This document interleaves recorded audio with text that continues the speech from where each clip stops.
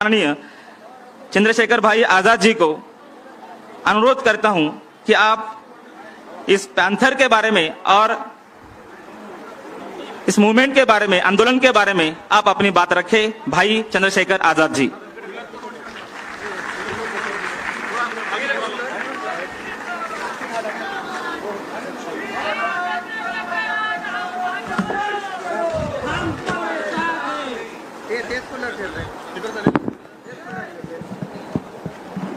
जय भीम।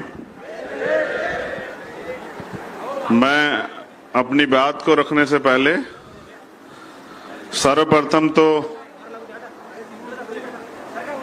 मुझे यहां बुलाने के लिए और इतना अच्छा आयोजन करने के लिए यहां की पूरी आयोजक टीम को, छोटे भाई राहुल प्रधान जी को और तमाम भीम आर्मी आजाद समाज पार्टी के साथियों को मैं धन्यवाद देता हूं कि उन्होंने मुझे मौका दिया नांदेड़ आने का। और नांदेड़ के बारे में बाकी कुछ तो मैं भी जानता हूं, मैं पहले भी नांदेड़ आया हूं। तो सर्वप्रथम महाराष्ट्र की क्रांतिकारी भूमि में जन्मे राष्ट्रपिता ज्योतिबा फूले, राजश्री छत्रपति साहू जी महाराज, डॉक्टर बाबा साहब अंबेडकर, राजे शिवाजी महाराज जी, माता जिजाऊबाई, माता रमाईबाई, मां सावित्रीबाई फूले, शेख फातिमा जी, ऐसी महान हस्तियां जो इस पावन भूमि में जन्मी महाराष्ट्र की या उन्होंने यहां काम किया, मैं उनको नमन करता हूं। और महाराष्ट्र में सबसे अग्रसर बहुजन मूवमेंट को जिंदा रखने में नांदेड़ डिस्ट्रिक्ट के सुपुत्र पोंचीराम कामले, जनार्दन मवाड़े, गौतम वाघमारे और दलित पैंथर के संस्थापक सदस्य मेरे छोटे भाई राहुल प्रधान जी के पिताजी एस एम प्रधान साहब, मैं उनको भी नमन करता हूं। साथ ही नांदेड़ का देश और दुनिया में भी नाम है क्योंकि गुरु गोविंद सिंह जी महाराज जी की समाधि यहां पे है। उस पावन धरती को भी नमन करता हूं। आपने मुझे यहां ब्लू प्राइड कार्निवल में बुलाया, इसके लिए मैं दोबारा से आपका धन्यवाद करता हूं।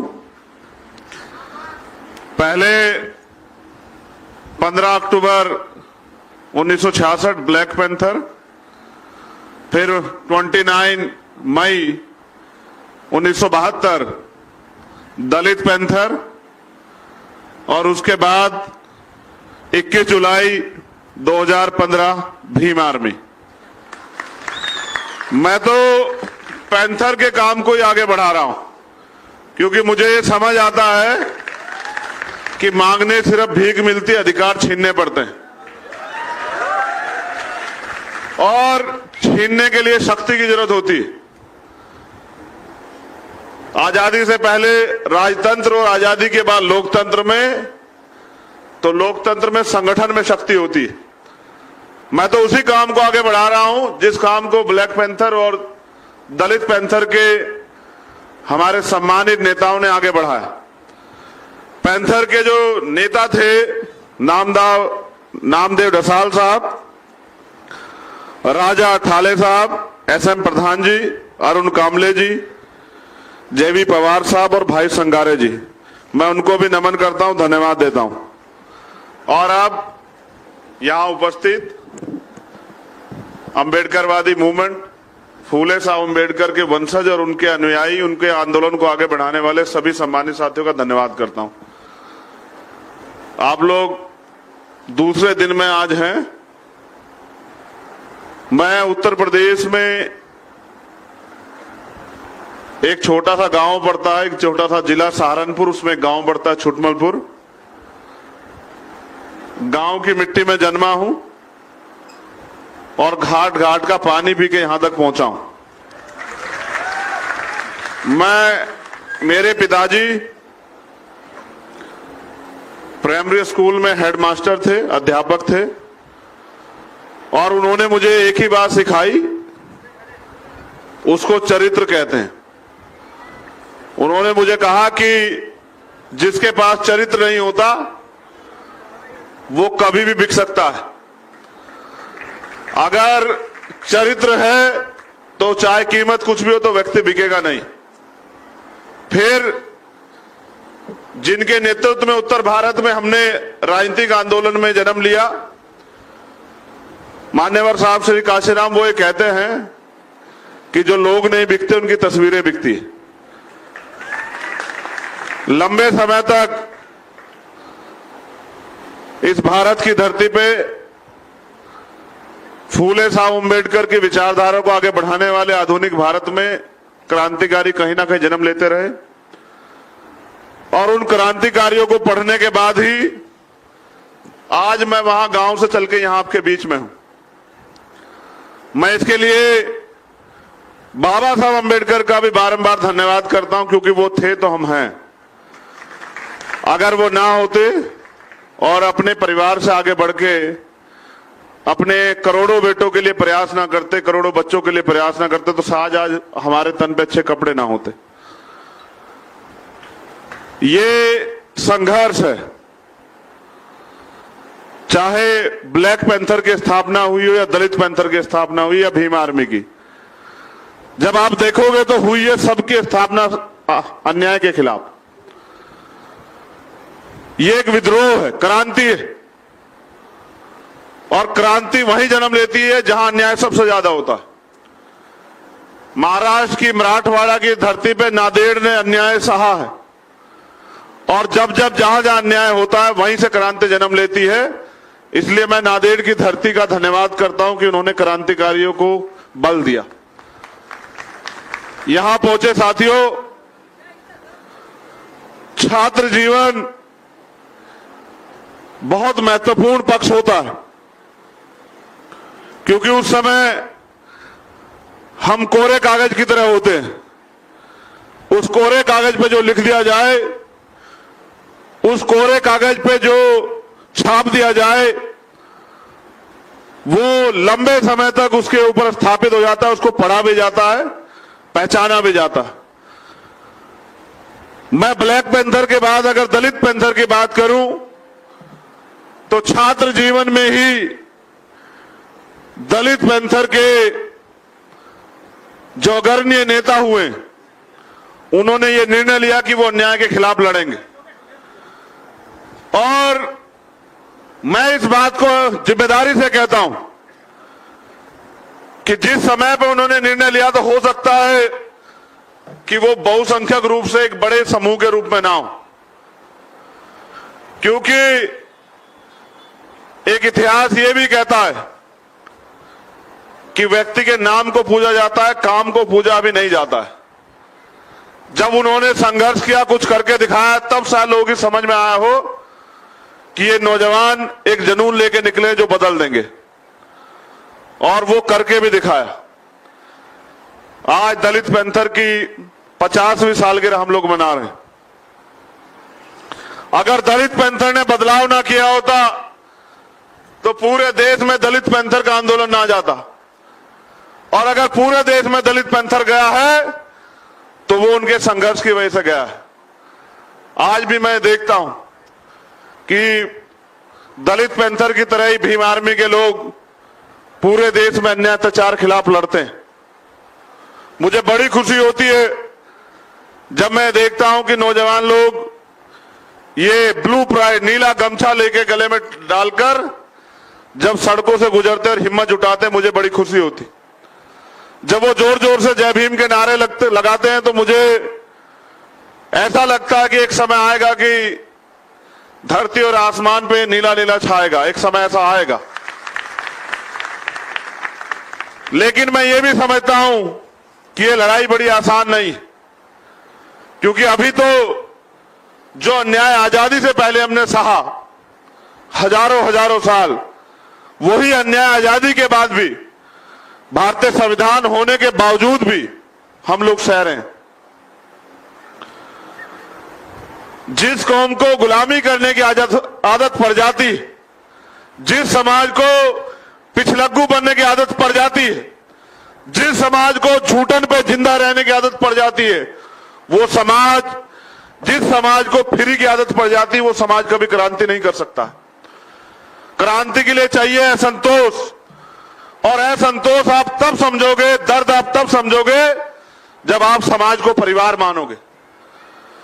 बाबा साहब अंबेडकर व्यवस्था के आधार पर बांटे गए लोगों को वर्गों में बना के गए। उन्होंने हमें शेड्यूल कास्ट बनाया, शेड्यूल ट्राइब बनाया, बैकवर्ड बनाया, माइनॉरिटी बनाया। उनका ये मानना था और उनकी इच्छा भी थी कि उनके जाने के बाद भारतीय संविधान में अपने अस्तित्व को पहचान के और उनकी वॉल्यूम्स में अपने इतिहास को पहचान के, ज्योतिबा फूले जी की गुलामगिरी में अपने इतिहास को पहचान के, छत्रपति साहू जी महाराज के संघर्ष में अपने वजूद को टटोल के हम लोग वर्ग बनेंगे। शेड्यूल कास्ट, बैकवर्ड, माइनॉरिटी के लोग, शेड्यूल ट्राइब के लोग एकजुट होंगे, शक्ति बनेंगे। अफसोस कि आज भी हम वहीं खड़े हैं। हम दूसरे लोगों से सवाल करते हैं कि उन लोगों ने हमें बांटा, लेकिन हमने अपनी एकता के लिए बड़ा प्रयास नहीं किया है। जब ये बात मेरी समझ में आती है तो मुझे लगता है कि संगठन के जरिए संगठित हुआ जा सकता है। और बाबा साहब अंबेडकर ने अपने 3 सूत्र में ये बात कही भी है कि शिक्षित बनो, संगठित रहो, संघर्ष करो। लेकिन आज जो दर्द मैं पूरे देश में देखता हूं, रोज माताओं बहनों की लुटती असमतें, हमारे जलते घर, मूछे रखने पे, घोड़ी चढ़ने पे, बुद्ध विहार जाने पे, बाबा साहब की जयंती मनाने पे, बाबा साहब के स्टैचू को स्थापित करने पे, अपने हक अधिकार की लड़ाई लड़ने पे, अपने जल जंगल जमीन की लड़ाई लड़ने पे आज भी जुगे तू हमारे घर जला दे जाते और कार्रवाई के नाम पे सिर्फ खाना पूर्तियां होती। मैंने ऐसा नहीं कि ये दर्द सिर्फ पूरे देश का, महाराष्ट्र का नहीं है, तो मैंने महाराष्ट्र को भी स्टडी किया और महाराष्ट्र में भी जो घटनाएं मैंने पढ़ी वो भी बड़ी दर्दनाक, आज भी जारी। मैं अगर अपनी बात करूं तो अब तो आंसू भी सूख चुके हैं। कब तक अपने लोगों के दर्द को देख के रोता रहूं, कब तक भावुक होता रहूं, तो आंसू भी जवाब देंगे।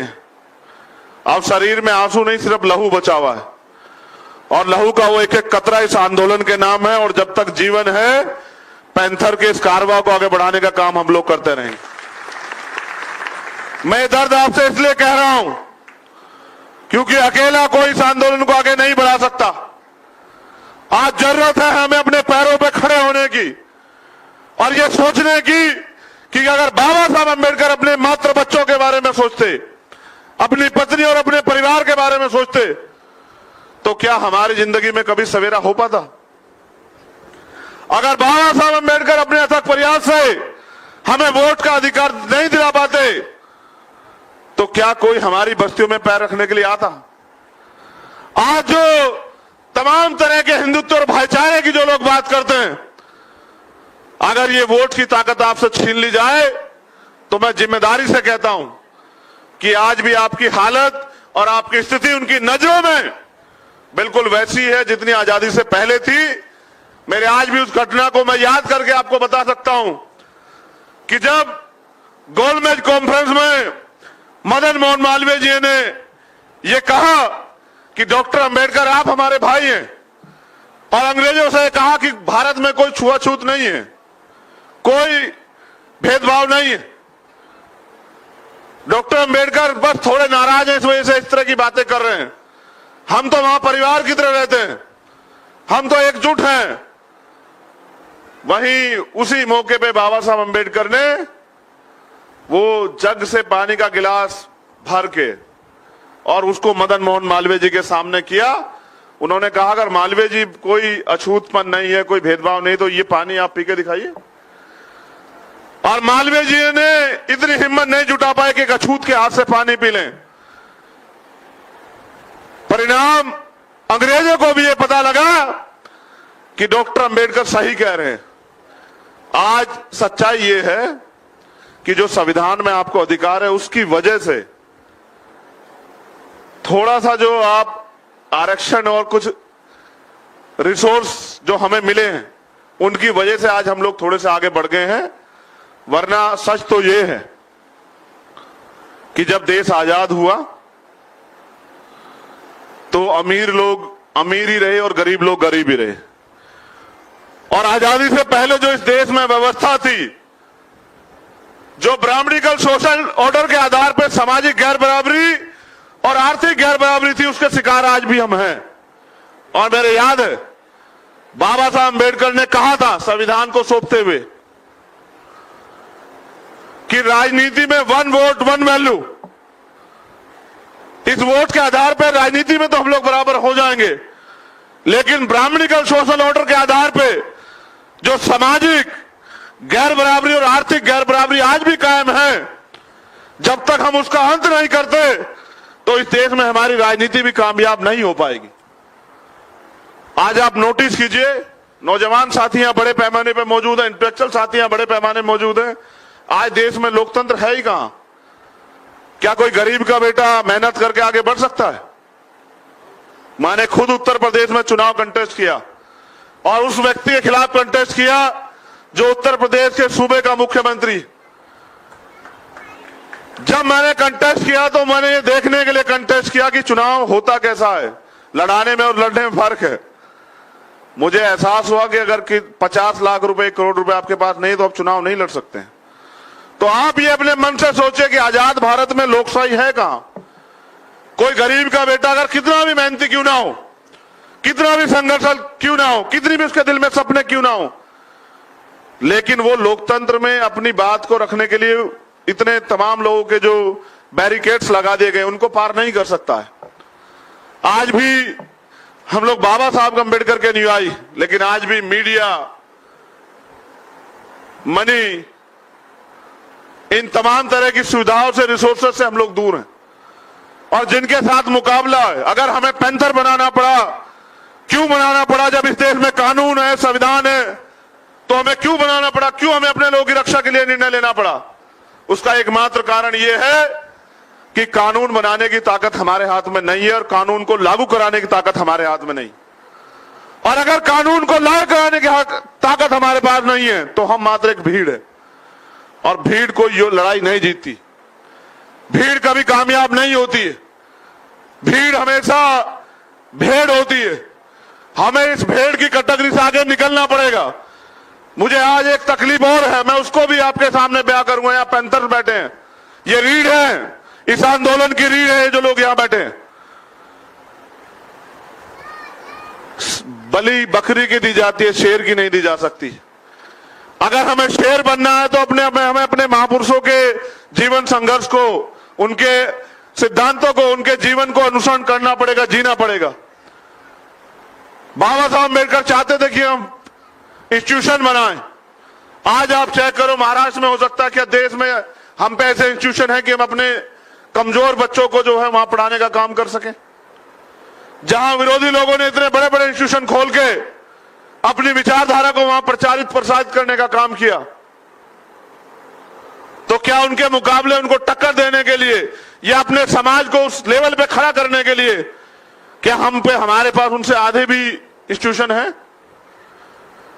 जैसा मैंने कहा कि आज अगर हम पढ़ते भी तो हैं तो मात्र नौकरी के लिए, और ये कड़वा सत्य है, मैं अपवाद को पे नहीं जाना चाहता, लेकिन सच ये है अगर भारत में आज हम पढ़ते भी हैं तो मात्र इसलिए कि नौकरी मिल जाए। हम ज्ञान के लिए नहीं पढ़ते हैं, और अगर हम ज्ञान के लिए पढ़ते तो फिर यहां दोबारा से डॉक्टर अंबेडकर जन्म लेते। हम इसलिए पढ़ते हैं कि हमें नौकरी मिल जाए, और नौकरी इसलिए कि कुछ पैसे मिल जाए और उन पैसों के जरिए हम अपने घर परिवार को चला सकें।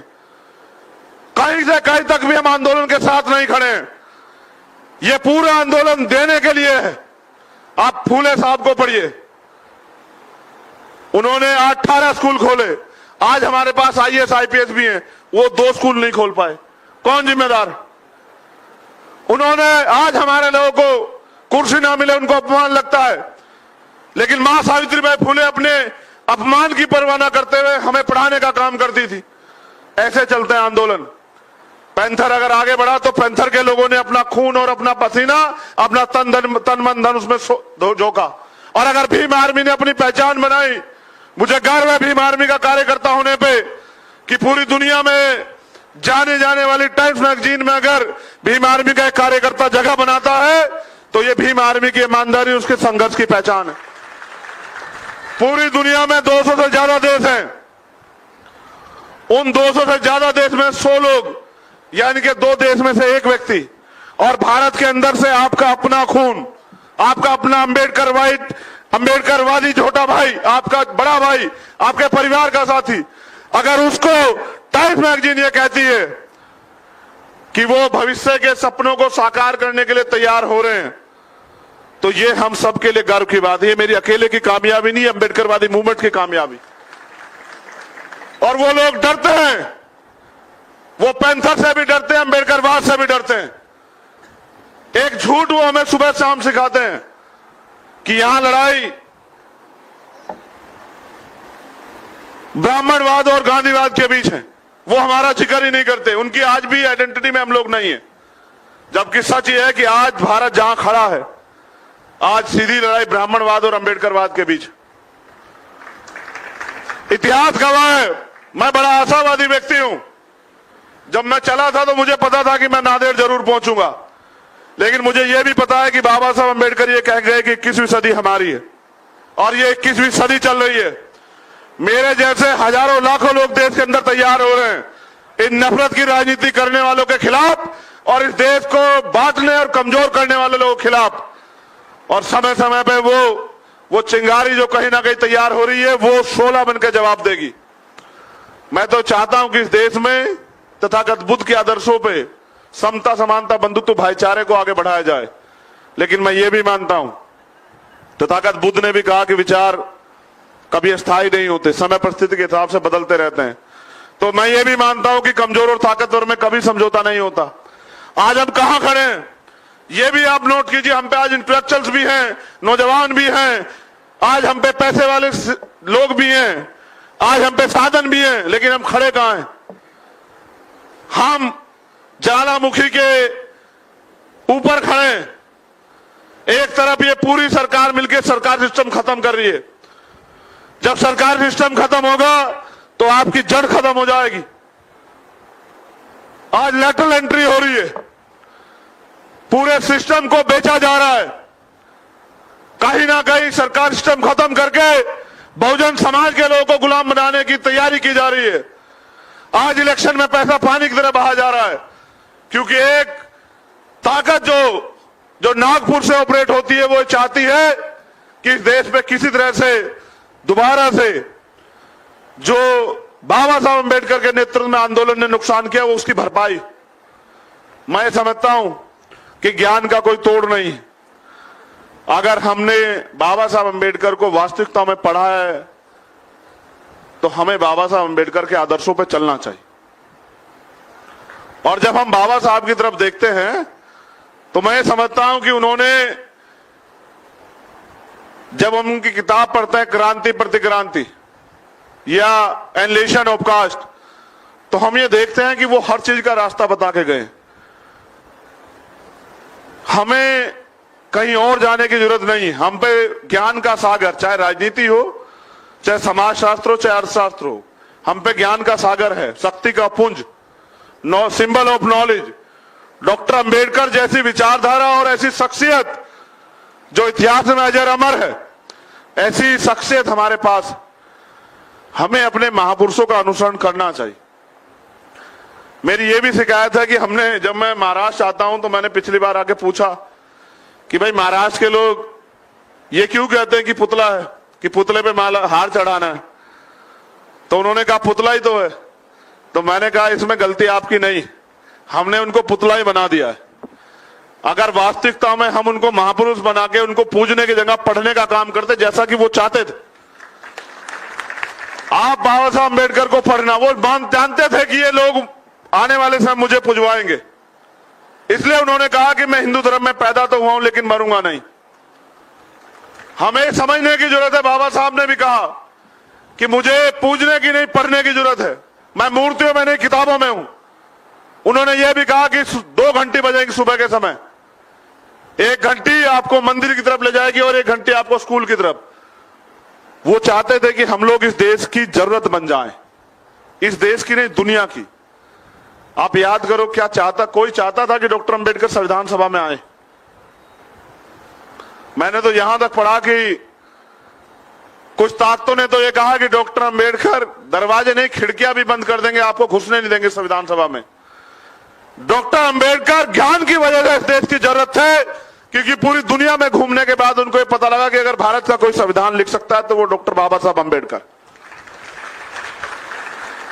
हम झूठ के दम पे जिंदा नहीं रहना चाहिए, हमें रहना चाहिए, क्योंकि अगर जब मैं स्टडी करता हूं तो मैं देखता हूं कि आरक्षण का प्रावधान डॉक्टर अंबेडकर राष्ट्रपिता छत्रपति साहू जी महाराज से लाते हैं, जिन्होंने 1902 में आरक्षण की व्यवस्था की। और एजुकेशन का जो पूरा एजुकेशन का जो पूरा कॉन्सेप्ट है वो राष्ट्रपिता ज्योतिबा फूले से लाते हैं। हमारे महापुरुषों ने सारे रास्ते खोले, बस देर है कि उस पर चलने की। और फिर मैं आपसे कह रहा हूं कि ज्वालामुखी के ढेर पे हैं, अगर नहीं खड़े होंगे, नहीं जिम्मेदारी समझेंगे तो जो नहीं लड़ेगा वो मरेगा। मुझे कहने में कोई घबराहट नहीं, और क्योंकि मैंने दलाली नहीं की है, मैंने चोरी नहीं की है, मैं लूटमार करके यहां तक नहीं पहुंचा हूं, तो मुझे सच कहने में कोई दिक्कत नहीं है। और सच ये है कि आज के नेताओं के भरोसे रहना सुसाइड करने जैसा है। नेता का काम होता है समाज को सच्ची राह दिखाना, ना कि समाज को लूटना, ना कि समाज को बेचना। और आज मुझे गर्व है कि नांदेड़ की धरती पे राहुल प्रधान जैसा मेरा छोटा भाई इस आंदोलन को लीड कर रहा है। जब तक अंबेडकरवादी मूवमेंट है, पैंथर की मूवमेंट है, राहुल प्रधान जैसे नेता निकलते रहेंगे, तब तक इस समाज को घबराने की जरूरत नहीं है। लेकिन मैंने पहले भी कहा, मैं खुद के लिए भी कह रहा हूं कि कोई अकेला आदमी आंदोलन नहीं चला सकता। आंदोलन की सीमाएं, आंदोलन की आवश्यकताएं हैं, और आंदोलन सहयोग से चलता है। आप सब लोगों को उस साथ देना पड़ेगा। आप सब लोगों को किसी भी स्थिति में आपको समझना पड़ेगा। अगर 2 साल हम लोग चुप रहे, और चुप रहने वाले समाज को क्या सहना पड़ रहा है। मैंने तो यह भी पढ़ा हिस्ट्री में कि जिनका राज होता है उनका धर्म होता है। मैं अभी उड़ीसा गया था, मैं देश के कोने में विचरण करता रहता हूं इधर उधर। मैं इस महीने में 7-8वीं स्टेट में हूं। मैं झारखंड गया, मैं उड़ीसा गया, मैं छत्तीसगढ़ गया, मैं राजस्थान गया, मध्य प्रदेश गया, दिल्ली गया, मैं पंजाब गया, हरियाणा गया, और फिर मैं यहां आया। और जब मैं देखता हूं कि चारों तरफ, तो हमारी समस्या क्षेत्रीय समस्या नहीं है। इस देश में जातिवाद बहुत बड़ी समस्या है, देशव्यापी समस्या है, कोरोना से बड़ी समस्या, प्लेग और तमाम तरह की महामारी से बड़ी समस्या जातिवाद। और उस जातिवाद के आगे हमारी काबिलियत बोनी साबित हो जाती है, चाहे हमें कितनी भी काबिलियत हो। माननीय चंद्रशेखर भाई आजाद जी को अनुरोध करता हूं कि आप इस पैंथर के बारे में और इस मूवमेंट के बारे में, आंदोलन के बारे में आप अपनी बात रखें। भाई चंद्रशेखर आजाद जी।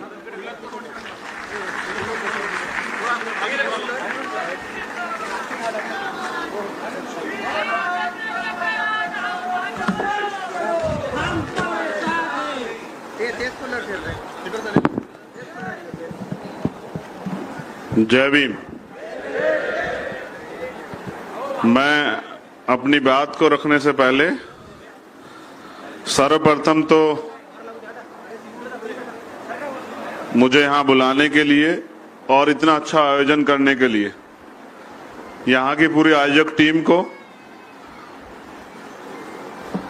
छोटे भाई राहुल प्रधान जी को और तमाम भीम आर्मी आजाद समाज पार्टी के साथियों को मैं धन्यवाद देता हूं कि उन्होंने मुझे मौका दिया नांदेड़ आने का। और नांदेड़ के बारे में बाकी कुछ तो मैं भी जानता हूं, मैं पहले भी नांदेड़ आया हूं।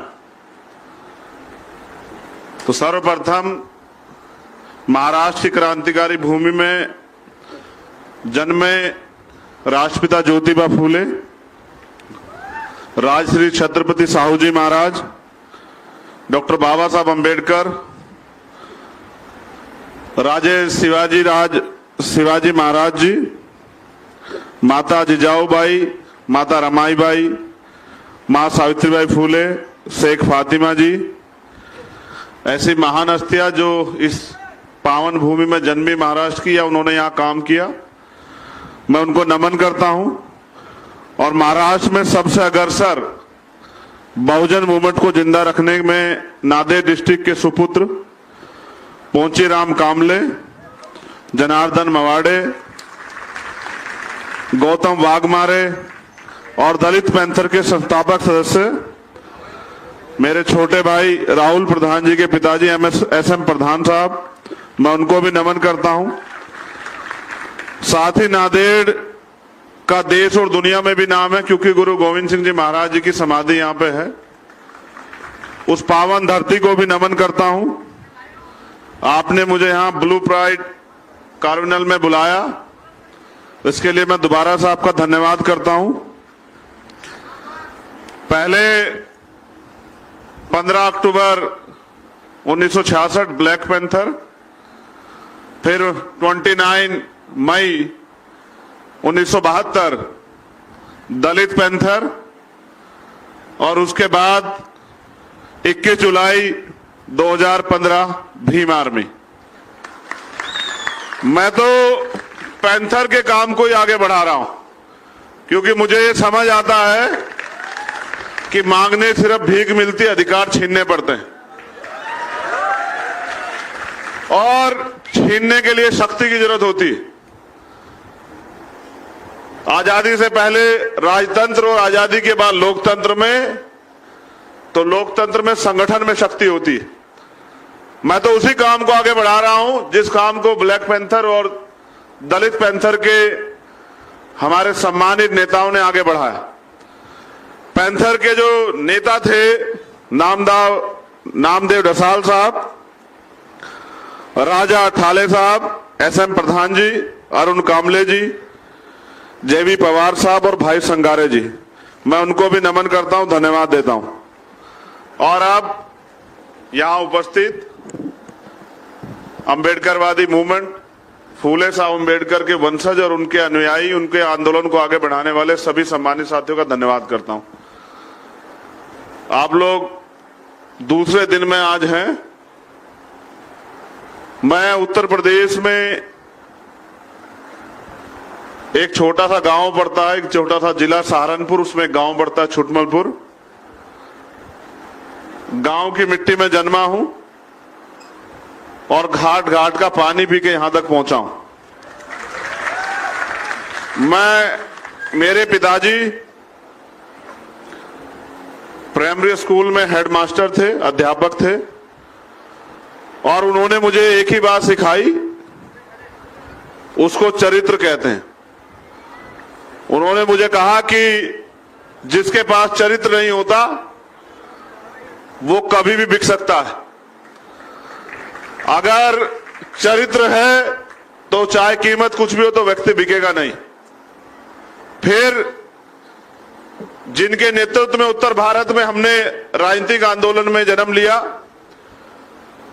मान्यवर साहब श्री काशीराम, वो ये कहते हैं कि जो लोग नहीं बिकते उनकी तस्वीरें बिकती है। लंबे समय तक इस भारत की धरती पे फूले साहब अंबेडकर की विचारधारा को आगे बढ़ाने वाले आधुनिक भारत में क्रांतिकारी कहीं ना कहीं जन्म लेते रहे और उन क्रांतिकारियों को पढ़ने के बाद ही आज मैं वहां गांव से चल के यहां आपके बीच में हूं। मैं इसके लिए बाबा साहब अंबेडकर का भी बारंबार धन्यवाद करता हूं क्योंकि वो थे तो हम हैं। अगर वो ना होते और अपने परिवार से आगे बढ़ के अपने करोड़ों बेटों के लिए प्रयास ना करते, करोड़ों बच्चों के लिए प्रयास ना करते, तो आज हमारे तन पे अच्छे कपड़े ना होते। ये संघर्ष है।